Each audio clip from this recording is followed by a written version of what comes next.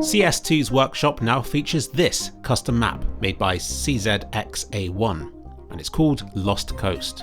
I know it isn't anything to do with that Half-Life 2 Lost Coast expansion, but it looks like some people are considering this to be the most beautiful Counter-Strike 2 map made so far, thanks to its utilisation of the graphical holy trinity, being water, sun, and highly detailed assets. As the negative Nancy party pooper farty miser that I am, I will say that to me, it being just a flat map with a few high detailed assets dotted about means that it isn't the most beautiful map.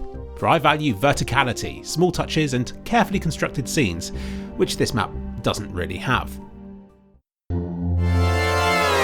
Oh no! Some of the rocks aren't solid, and none of them have smooth clipping, which can make navigating them an infuriatingly bumpy, jumpy, humpy, lumpy experience. It makes me appreciate the official maps and their looped up edges a lot more.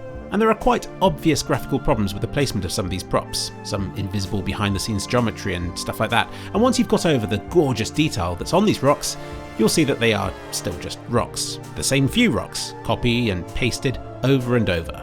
But so what? For it's still a gorgeous backdrop for weapon showcases. I expect to see this map being used countless times over the coming years for that. And it also serves as an early tease of what maps for Counter-Strike 2 could potentially look like.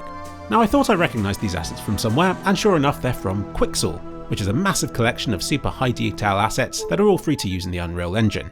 But this isn't Unreal. This is Source 2. And after so long stuck with Source 1, I still can't quite get my head around the fact that Counter-Strike now supports high quality assets that actually hold up to present day standards. So yeah, in short, lots of pretty rocks.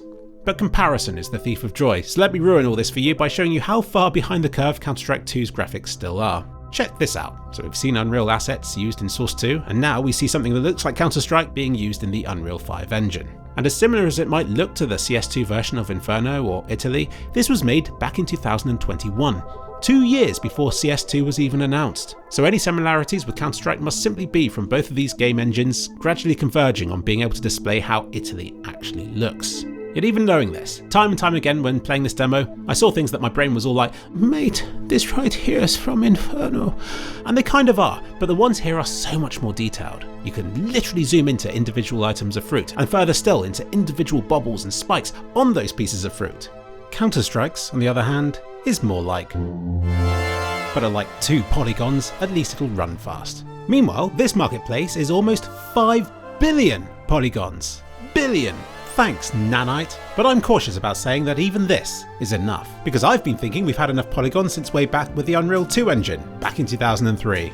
This game could render tens of thousands of polygons on screen at once, which at the time I thought was enough triangles to make even the most complex and mysterious shapes appear believably smooth and round. But of course, a showcase like this has different priorities to a game like Counter-Strike. Here we're seeing a showcase of cutting-edge models and real-time lighting, and this single area alone takes up 23 gigabytes, compared with 34 gigabytes for Counter-Strike 2 in its entirety. This is a game that wants to remain as accessible to as many people as possible, and that means keeping system and storage requirements low, relative to the hardware at the time, because what we get now in CS2 would have been considered lavish excess 25 years ago, and people back then would have been right to say that complex 3D skyboxes and fancy water effects had no place in a competitive game like Counter-Strike.